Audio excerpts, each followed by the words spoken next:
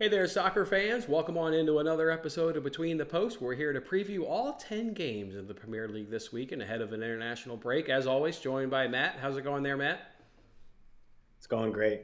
Going great. Love the sound of that. Except for last week's debacle. That I'm sure we'll talk about. We do need to talk about that. And of course, that's what we will do before we jump into these 10 games, as everybody is talking about Liverpool versus Tottenham. So let's go ahead and give our opinion on Liverpool versus Tottenham. Let's just stick to the main two talking points from that game. One, the Curtis Jones red card, straight red card. And then also let's talk about the Luis Diaz, obviously his just debacle of a goal that was shockingly comes off sides. First of all, the Curtis Jones ones.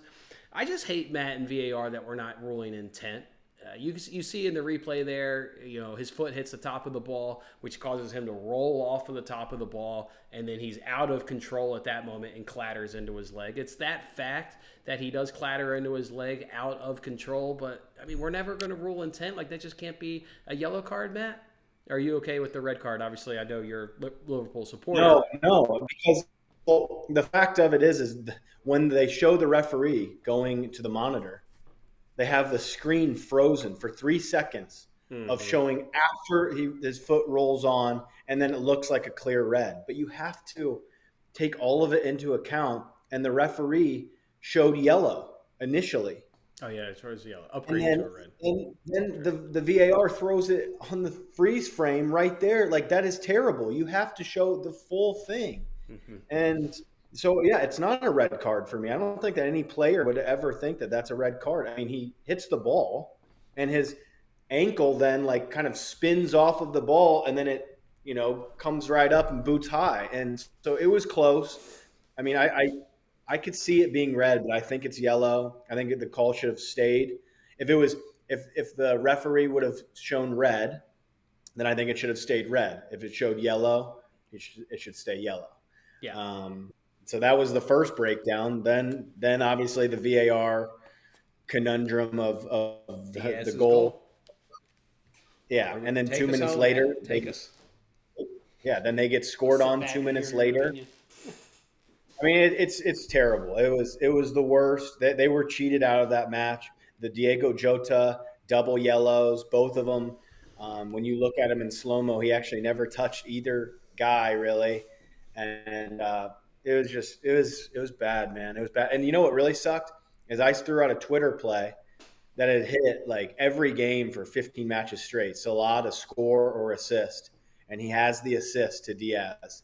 And isn't it amazing, though, that these books, with all of their with all the football and basketball stuff, when the player gets injured in the first moment and they refund you, stuff like that, but they don't give a shit. These books don't give a shit about the Premier League or anything outside of the United States.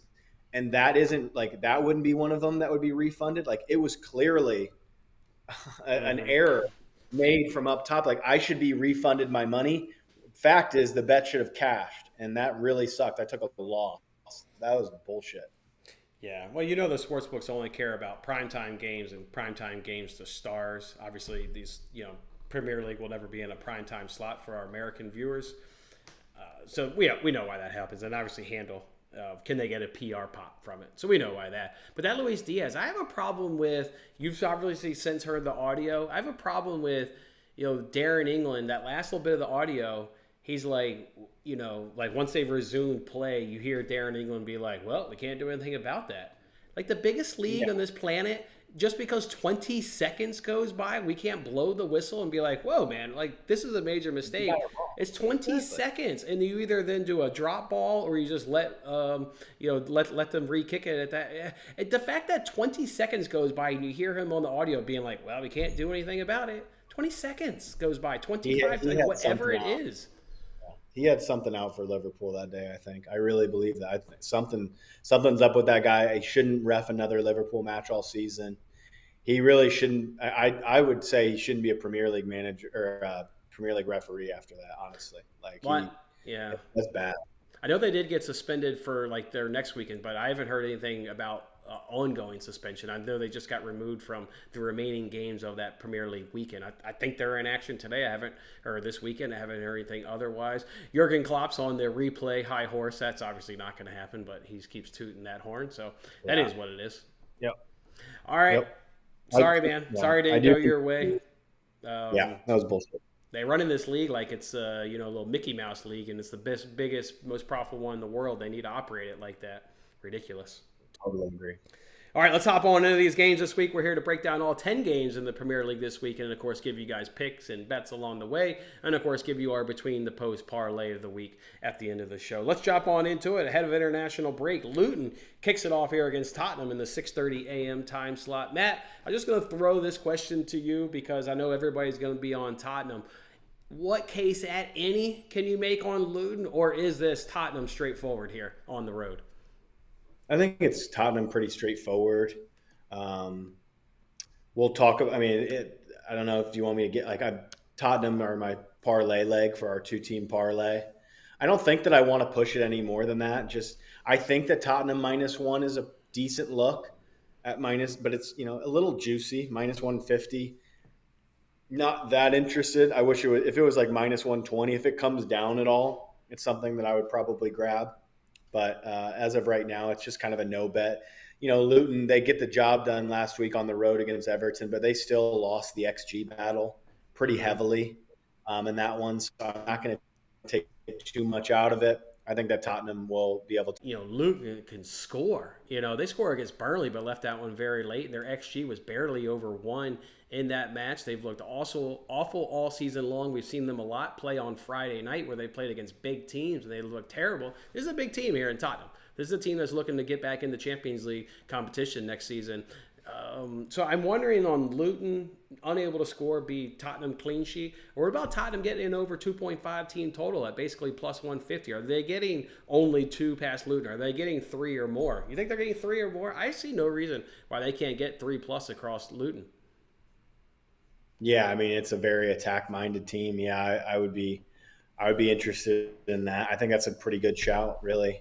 What do we have just on an over 2.5 in the match here?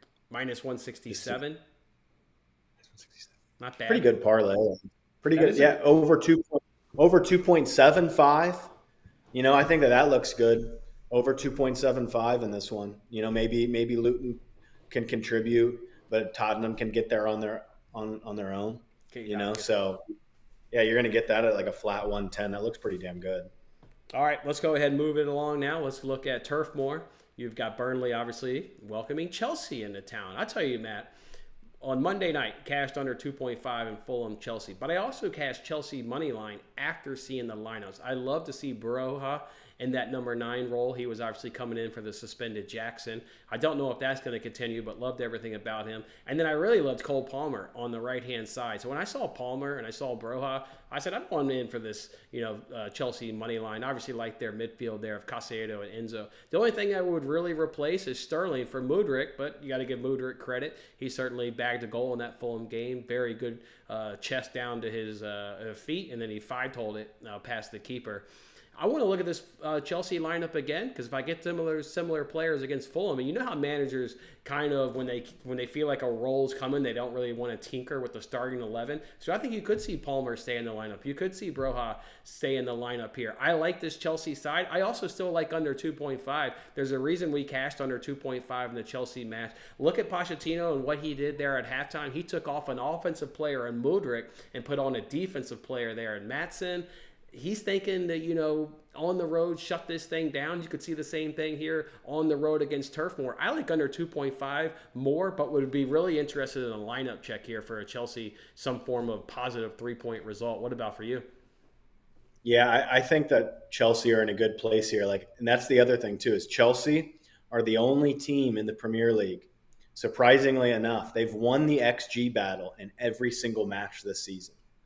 So they have been a bit unfortunate. They did pick up the win against Fulham, and that the reason that I'm probably going to stay off this one is just because I want to see them do it again.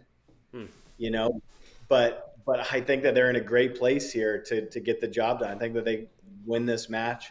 -145 looks pretty fair. If that's another one kind of. If this one comes down a little bit into like the 130s or something, like I could see myself maybe grabbing this one too, but not as of now. I think that you're right in terms of seeing a lineup in this one. And so for as of now, it's a no bet.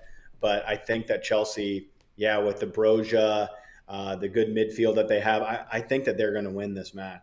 Do you think Burnley is that much worse than Chelsea in terms of the price? Because I hit Chelsea on that money line at plus 118 against Fulham, an on the road match. This one on the road, but Chelsea money line is now minus 150. Just because they got one win, I mean, or is Burnley that much worse than Fulham? I don't think Burnley's that much worse than this Fulham side this season.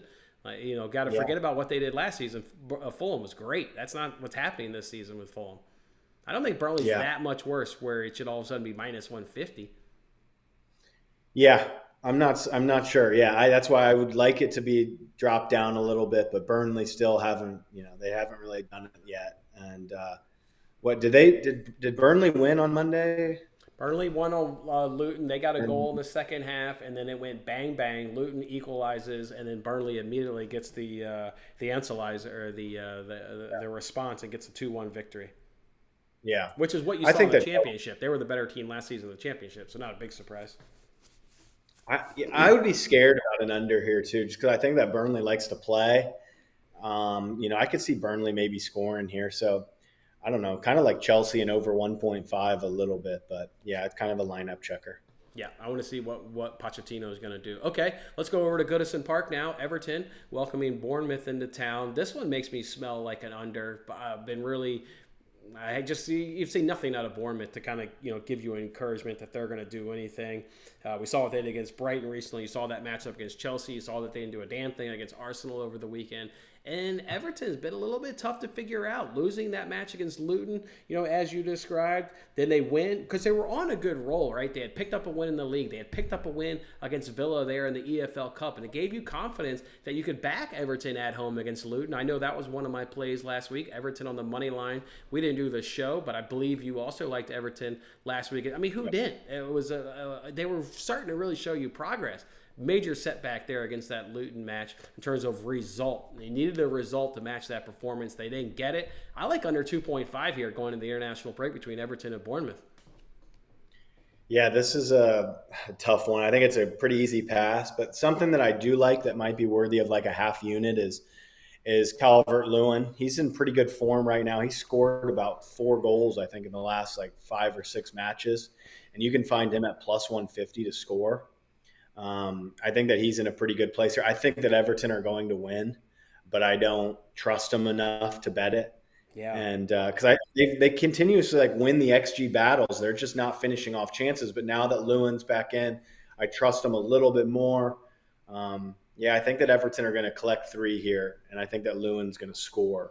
You could find that probably plus 270 or something on Everton to win and Lewin to score. But yeah, just overall probably a pass. Probably a pass for you there. All right. Last season, both home sides won 1-0. So maybe keep that inside your memory as well. All right, Fulham versus Sheffield. This is another game, unfortunately. I don't think it's going to be very exciting. I see an under. We saw Fulham Monday there against Chelsea. Really didn't do much there against that Chelsea side, and Sheffield hasn't really been impressive at all. We thought maybe West Ham would be able to run it up. We thought, Sheffield's going to be the ultimate get-right spot. West Ham gets the points, but they didn't get the number of goals as I anticipated in that matchup. I think this is going to be an under. Sheffield's going to continue to struggle. We've seen Fulham struggle from an offensive standpoint. I see another under 2.5 here at Craven Cottage. What about you? Yeah, this is a weird one. 2 seasons ago in the championship, Sheffield beat them both home and away. I've got nothing on this. I'm not laying minus 165 with Fulham. I don't trust them enough. No way. Yeah, there's no way. I don't think this game is not going to get a dime on me. But yeah, under 2.5 have been seen in the last 3 Fulham matches in the Prem. Sheffield are on a 3-game losing streak. So yeah, if you're going to play Fulham here, you're going to want to combine it with an under 4.5.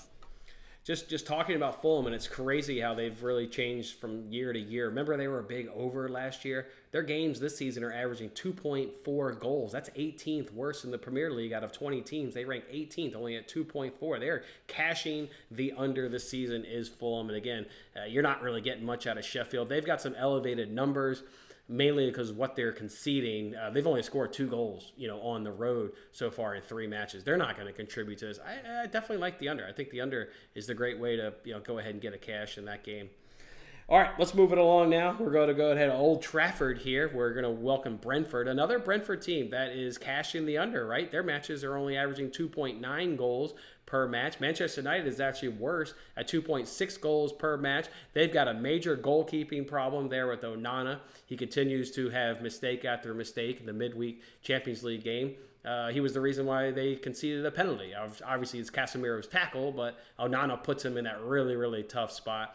Yeah, he's got to be dropped in my mind. I don't know how to pronounce the Turkish guy's name, the backup, but Onana's just had enough mistakes where he has to be dropped. I would also be dropping Rashford. He's been really poor. He's been on the wing long enough. He struggled open this season as a striker. That was predictable. Put him back on the left wing where he generally thrives. It's been nothing but struggles. And I'll be looking at Brentford to see if they can attack Amrabat here. He's been filling in at left fullback. He's been doing an admirable job. He's got enough intelligence and experience, but he lacks in pace. Teams with wingers can get by Amrabat. He's not a left fullback. He's a midfielder, and it's his pace that he's struggling to deal with on these wingers. I probably see another under 2.5. United's got a good enough defense. I think they do replace Onana here. He needs to be sit down, and they've just been poor. Højlund, is absolutely on fire if you want to back Højlund from a goal perspective. But I'm going to be looking at another under, Matt. You just read my mind. So what would you rather have here, Jason? Would you rather have United minus 140 to win the match, or would you have Højlund to score in the match at plus 140? Well, I don't have any confidence on United on the money line, so that one's a pretty easy pass. And if I like an under, I usually don't take a goal scorer, so that's also tough. But I hear you. Well, I'm going to be on Højlund here to score for a half unit at plus 140. I think that he's in fine form. He looks, everything that United thought he would be when they bought him. And yeah, give me Højlund to score here for a half unit at plus 140. Yeah. What do we think? United's favored against Brentford. Brentford's been poor. Why did United this much of a favorite? Because we're at home. Nobody's scared anymore of Old Trafford. Palace put together a great game plan, knocked them off 1-0. They've got a major problem, too, with confidence, right? Several times this season, you've seen them score and concede right away. They did it twice against Galatasaray, and them coming back. They couldn't hold a lead for more than 5 minutes on each of those occasions. They were leveled there by the European side. Mm-hmm. I don't know how you have confidence in this United squad. They needed an international break really bad. We'll be curious. We'll see how much Ten Hag's see how much he's going to back Onana here. That's going to give me a big indication of if he's willing to drop Onana here. All right, let's go ahead and keep it rolling here where you've got Selhurst Park. We've got Crystal Palace where we've seen 4 of the last 5 stay under 2.5. I've already mentioned I like other 2.5s. I like another under 2.5 in this game. Palace will be pesky here at Selhurst Park. Forest has been better. We talked about how they've lost games on the road, but they've lost to the top sides, right? They lose to United on the road. They lose to City on the road. They lose to Arsenal on the road. They've been competitive those games, but Palace to me is just so damn stingy. I like an under 2.5 to kind of follow what you see in this head-to-head. I agree with you. Palace not been beaten in 7 of 8 at home, so I think that Palace, draw no bet and like a parlay looks pretty safe. I think that they'll get the job done here. Because look at Forest, like you kind of just touched on. I mean, they've only won 3 of 24 away from home, dating back to, last season basically. And then you're right on the unders. Forest, last 5 games in all comps have been ultra low scoring. Under 2.5 has cashed in all of them. So, like your under look, I think that Palace win this match like 1-0, 2-0. I think that, but I just don't have enough confidence in their offense to really back them. So pass. I do think that they look decent like in a draw no bet parlay. There's a reason why the under is at minus 155. Palace's game averaged 2 goals. Forest is at 2.4. Both of those are in the bottom 5 of the Premier League. Forest has cashed 4 straight unders. Palace is 2 straight unders. Yeah, that one's staying under, folks. All right, well, let's let Matt kick it off. His squad is bouncing back against Brighton, or are you going to struggle at the MX? What are you doing here, Matt? So Brighton have had their number for, they had them all last season. But there's been some problems with this Brighton side. Estupiñán injured. It's a big deal. I mean, that's going up against Mo Salah, who is in the finest form, really, of anybody in this league right now. I think it's a great place because then you look at this. you generally think, okay, Brighton, they're not in European competition, whatever, so they're going to be up for this one. Well, that's not the case now. They're both in Europa League on Thursday. And Brighton didn't play well in their first matchup in the Europa League. They lost at home. So I'm assuming that they're on the road here, wherever they are. And Liverpool are going to get to kind of rotate, I think, in their European clash today. So that gives me good confidence here. I think that Brighton are in kind of a weird place right now. I don't think that they're playing as well as they were last season. I think that Liverpool are going to be hungry, angry after last week's situation against Spurs. I thought that they outplayed them with 10 versus 11. Second time this season, they've been the better side with 10 men. Totally. So yeah, give me Liverpool here on the money line, plus 125. They will win this match against Brighton. And then if Nunez starts, I kind of like maybe even going for the bigger price and Nunez to score and Liverpool to win. Or I'll be on some type of Nunez overs. Maybe Nunez starts today. Take a look at the lineups today too, Jason. I might do the Nunez ladder as well. I might just keep doing it. Yeah, that worked out well for me last time. I know I hit the bottom rung, but the bottom rung was quite profitable there. I think he's got to start, right? Because Gakpo's hurt, so you're going to have Diaz, Nunez, and Salah. Yeah. I mean, dude, man, isn't Gakpo still hurt? Yes, yeah, Gakpo's injured. So, yeah, it's going to most likely be Nunez today and Nunez on Sunday. So I am going to be on Nunez today and Nunez on Sunday. That's right, because he picked up an injury right when he scored that goal. And I believe from listening to Klopp's press conference, that was a bad one. Like, he's going to be out for a while, right? Yeah, he's going to be out for probably I'd say probably a month. Yeah, he's going to be. Yeah, that was definitely a blow. Okay, all right. So Liverpool going into the Amex Stadium. It's Brighton, and I do know you said you didn't know. Brighton's on the road at Marseille, so they're in France tonight, and Liverpool's not traveling, so even more of a little bit of advantage because you're at home, right?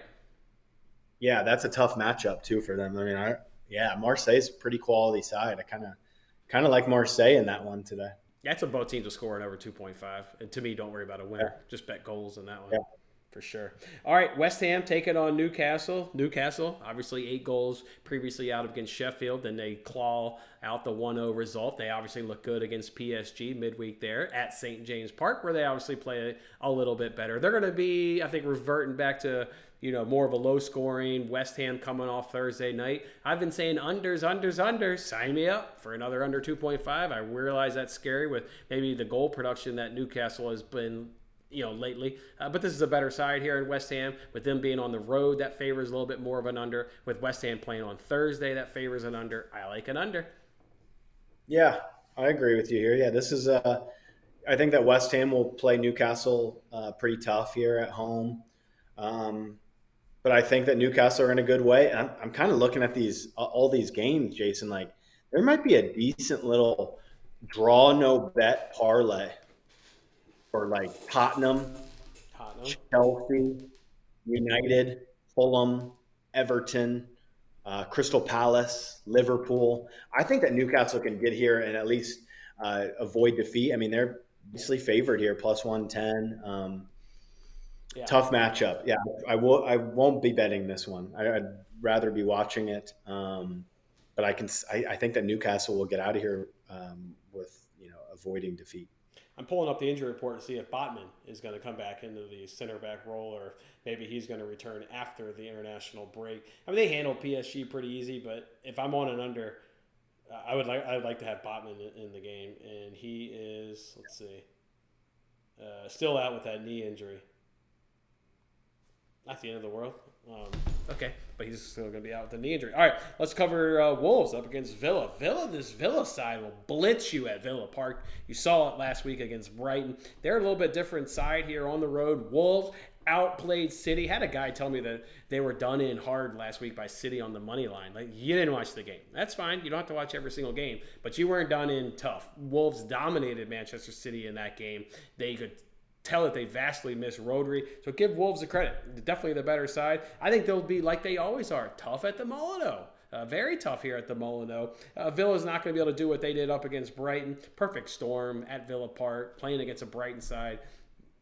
because how they want to play you. If you get in behind them, there's so much space in behind Brighton, and you can score goals. I'll go back to an under 2.5. There's a big shocker. Wow. Yeah, this is a pass matchup. Yeah, would need to see some lineups for sure in this one to have any angle. Yeah, I don't really want to back another roadside here in Villa. And you're right, Wolves are tough and they're pesky. So yeah, I'll pass it. Wolves been scoring a little bit more. Their games are averaging 3 goals per match. Villa is averaging 4.1, which is second best in the Premier League. Wolves at home, you get a bump up to 4 goals per match. Villa on the road, it's going to bump down a little bit, but hard to come up from 4.1. It goes down to 3.5. So this one would suggest there's going to be goals. Every time, not every time, but lots of times when we think goals, goals, goals, you get the complete opposite and it dries up. This one, from a stats perspective, it does look like it's goal heavy, which means I won't bet the under 2.5, but I like the under 2.5. Let's get a look here and see what the recent head-to-head has done here.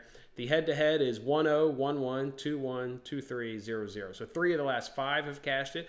4 of the last 6. Or no, wait. Yeah. Oh, yeah. And then another 1-0, 1-0. This one smells... I bet this one goes under. Any injury concerns here? Nothing on Wolves. Diaby, he's out for Aston Villa, but to be honest, he missed some easy chances against Brighton. That's yeah, like, that's good. Buendia, Mings, obviously those guys are out. 50-50 on Diaby. I would need him in there after our match. I still like him. I still like him, but man, he annoyed me last week. Missed some easy chance. Missed an easy pass. Yeah, you're right. Squared it. Yeah, Kamara, Diaby not going to go. Leon Bailey looks like he is going to go. Yeah, definitely some injury concerns. And Wolves are pretty healthy. Wolves are very healthy. So yeah, makes me kind of like Wolves double chance a little bit, but probably still. Probably stay away. If they can repeat that performance against City, obviously you fancy their chances for a result, and then the double chance looks really good. As they're a big dog, I don't know if Villa should be that favored here at on the road at Villa Park coming to the Molineux. So Wolves to me is the only play in that game, and I would avoid Villa on the road. Last one here before the international break is at the Emirates. Arsenal taking on Manchester City. Other than the Community Shield, where obviously Arsenal was able to get a result, they get that late goal, then to force penalty kicks, and that's where Arsenal wins the game, is in penalty kicks. It's City money line every single time, other than the Community Shield. So I'm not sure what you put into that. Obviously, City will be out for revenge. No Rodri, as he's got this last game with a suspension. And go look up at their games in this little mini window here when Rodri's not playing. Again, Wolves dusted them this past weekend. They looked really strong against Leipzig, but Rodri's back into that game. Rico Lewis should actually start next to Rodri. He had a fantastic performance against Leipzig. I don't speak highly of Kovacic, and Rodri, to me, I saw more than enough for him to go ahead and kick Kovacic to the bench. So, but who's going to play in there with Rodri? I think it is going to be Kovacic, because Calvin Phillips is not Manchester City. He's not on that level by any stretch. So maybe it'll be Rico, maybe it'll be Kovacic. Alvarez should certainly come back in the 11. Saw what he did coming off the bench yesterday, getting them the goal that they needed to win that game. I have a hard time going up against the head-to-head here, even though Arsenal wins the Community Shield. Saka is a big injury doubt. That's a major concern for them. City on the money line as a dog is about the only way I can get into this. I'll take City as a dog any day. Yeah, I when you get Man City at this price, it's really hard to say no. I'm playing both teams to score an over 2.5 here. That is the first bet, though, just to kind of – I think that both teams can get after one another, and I don't care who wins. Mm-hmm. You know, another bet I'm going to. I'm going to go half unit. Now, I think I've kind of some good parlays maybe this week, good little fun, maybe round robin for some goal scorers, but when I get him at this price, Jason, it's hard for me to say no. I'm going Erling Haaland. Plus 105. I don't care how bad a form he's in. But you're giving me now a plus 105 for Erling Haaland, who will be on penalties in a big match. I think that Erling Haaland steps up and he scores here. I know he scored against Arsenal, I believe, at the Emirates last season. It's a big game. It's time for Erling Haaland to step up. And finally, his price is bettable. So give me Erling Haaland plus 105 for a half unit. Kind of like him, kind of like Calvert-Lewin, like Nunez. He is on pen duty. You get that. You get the pen duty. Yeah, and Hoyland, and maybe like somebody like Song. Like I think that there's a decent little round robin that we've got here from some of these guys. Yeah, he scored last year in both fixtures. Yeah, He scored in plus both prices. fixtures. You can get plus 105 on Holland, plus 140 on Hoyland, plus 150 on Lewin. You're probably going to get a minus price maybe on Son, but that's okay. That's okay. And yeah, I mean, I think that's a decent one right there. Maybe, and then maybe Nunez. That would be a nice little five combination. Maybe you throw about 100, $200 total into that round robin. I've had some success with that. Okay. I don't disagree with the players. All right, I like it. Okay, that's all 10 games. Let's get into our Between the Post parlay of the week. We want to go ahead and share with you guys.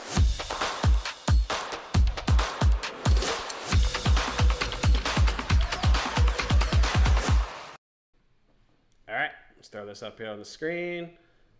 Matt, you're rolling with Spurs on the money line. Spurs on money line. Yes, I'm going with Liverpool to not lose the match. Give me that double chance there for Liverpool. Plus 114. Plus 114. Best prices over on Caesars. Just made that bet 10 minutes ago over on Caesars. So love it. About a real line as you get. I want to add some things to it. Matt, if you've got anything to add to that, I haven't placed any bets. I knew what I wanted before this show, but to be quite honest, when it's Champions League week, I spend so much time watching Champions League that's the reason why I don't have the bets. What do you got? Yeah, no, I've got some. I'm ready. Hit me. Yeah, it's going to be Hoyland, half unit to score, plus 140 against Brentford. It's going to be Liverpool on the money line at plus 125 to get the job done against Brighton. It is going to be both teams to score and over 2.5 in Arsenal, Man City. And a little half unit on Holland to score at plus 105. Those are my bets. Okay. Matt, I don't know if you want to drop, but it's going to take me a while to go through what we've been talking about and find odds that I like. If anybody wants to hang, eventually know what I throw up on the screen. Hang tight. Yeah. Otherwise, that's what I got. If you decide to drop, Matt, I appreciate it as always. Yeah. Obviously, international break. We'll pick this up in a couple weeks, my man. Yep. Thanks so much, Jason. Yeah, I'll drop off. And let's collect some more units before this international break. Love the sound of that. Have a good one, Matt. You too, Jason. See you. Bye. All right, guys. I'm going to make some bets. Feel like sweating more under 2.5s apparently this weekend. So let's go ahead and jump on into these under 2.5s that I like. Let's see. Luton, Tottenham. I guess I don't need to bet that. Matt put that in the parlay of the week. I don't need to double down, but I like their team total. Over 2.5, it's freaking plus 145. We'll see if I add that. Maybe it gets in a free roll, but I guess I'll stay off that game because Matt's throwing it in the parlay. Sheffield, Fulham, under 2.5. I like this Chelsea Burnley one a lot more. United Brentford, I like that under 2.5 a lot more. Palace Forest, that one's minus 155, so that one can't make the card. Brighton Liverpool, got a bet in that game. West Ham Newcastle, probably lay off that one for now. Wolves Villa, I'll go under 2.5. I like that under. Actually, what's Wolves double chance? Minus 136. Nah, not doing that. Never mind. Damn, Matt got a hell of a price for that. Both teams scoring over 2.5. Hell, the over 2.5 leg is minus 122. At Man City money line, though. Man City has won its last 12 matches against Arsenal in the league. But no Rodri. That Rodri is going to make me come off of Man City money line. If Rodri's in there, I smash it. I can't. I don't know if I can get there without Rodri, though. It makes me definitely like Matt's leg of both teams scoring over 2.5 for sure. Definitely makes me like that a lot. All right, I'm going to do this under in Burnley, Chelsea, under in United, Brentford. What else do I want to do? Everton, Bournemouth. That shit is staying under. Bournemouth ain't going to do a damn thing against Sean Dice. That one's staying under. I'm betting that under too. I got all of these at plus money. Love it. Fulham, Sheffield. It's juicy to the under. I like it. I don't know if I want to quite bet it. Sheffield ain't doing a damn thing. It's a question of will they concede too many damn goals. That's the worry there. Probably lay off that one. Everton, Bournemouth under. Burnley, Chelsea under. United, Brentford under. Yeah. Gotta bet. Oh, and then Wolves, Villa under. So I got 4 unders, all 4 at plus money. Sign me up. Need to price shop this a little bit. Let's price shop this. What's going on, fellas? Who's hanging back? Who hang back for some Premier League bets? Who wants to know what unders we're sweating? Not a weekend for overs. At least not in my mind. At least not with how they kind of match up here with teams that are, in the bottom of the league in terms of goals and their XGs. I'm fine with it. Let's see. Let's get it under. Let's go price shop here. Ooh, not plus odds on FanDuel. Don't like that. Not plus odds on FanDuel. We got 2 of these. 2 of 2 so far. They're not plus odds. All right. United Brentford's plus 124 on FanDuel. That's a much better price than Bet Rivers. So we'll bet that there.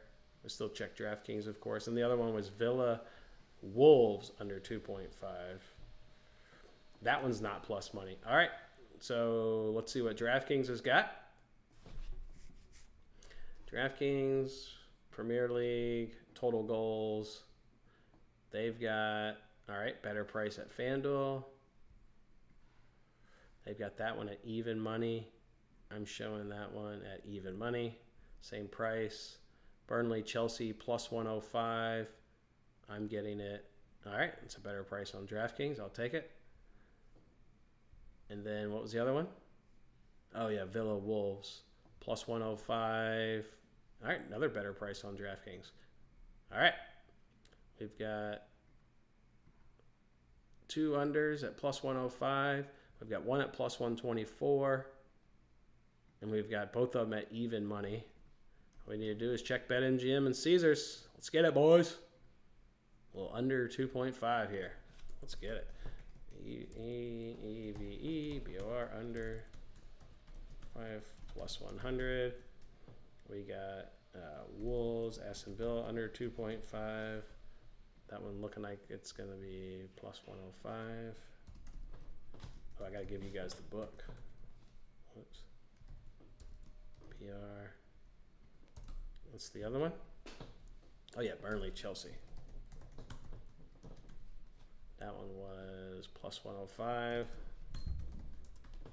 And then Man United, Brentford under 2.5, plus 124 at FanDuel. All right, let's just check BetMGM. Now throw these bets up here. 4 unders I'm rolling with today in the Premier League. 4 unders. A little boring football as we head on into the international break. That's what I'm here for. Let me log out of that account so I can place these bets. Throw these up on the screen, and then I'll just place them once we drop. Don't need to hold you guys up. But let's jump in here. Let's place some bets. What is Ajax doing? Have they already got a goal? Has Ajax scored a goal? Oh, minus odds. Ooh, definitely getting on the right side of these. All right, they're all minus odds. We'll throw these on the screen, and I'll purchase them here when we drop. All right, fellas. 4 games, 4 unders. Sign me up. I'm here for it. Throw these up. Appreciate you guys hanging out. Last show before international break. That's always said. There you go, boys. Under. Between the post parlay of the week. That's how I'm rolling this week. And of course, we'll add some to it. Free bets, arbitrage money. That's how I'm rolling this week, fellas. I'll place those bets right now. Thank you guys for hanging out. We'll see you guys in a couple weeks on the next episode of Between the Posts. Have a good one, guys.